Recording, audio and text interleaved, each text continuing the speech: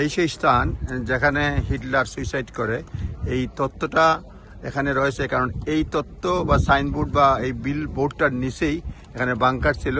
এটা বার্লিনের fern bunker, German লেখা। এখানেই সে সুইসাইড করে 1945 সালের 30 এপ্রিল। যখন দেখলো সোভিয়েত বাহিনী কাছে তার আত্মসমর্পণ করা গতি নাই, সেজন্য সে সুইসাইড করে।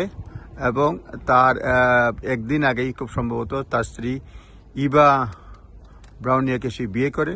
তার সুইসাইডের পরে সে গুলিতে সুইসাইড করে, নিজেকে গুলি করে। আর তার স্ত্রী বিষ খেয়ে হত্যা করে, নিজেকে সুইসাইড করে।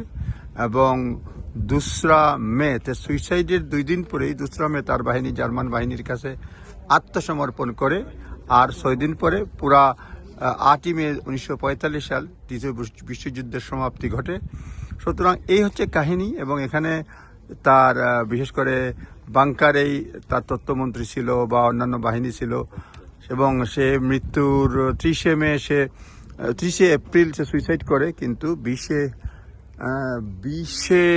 এপ্রিল 1945 সালে সে তার 56তম বার্থডে পালন করে এই বাংকারেই।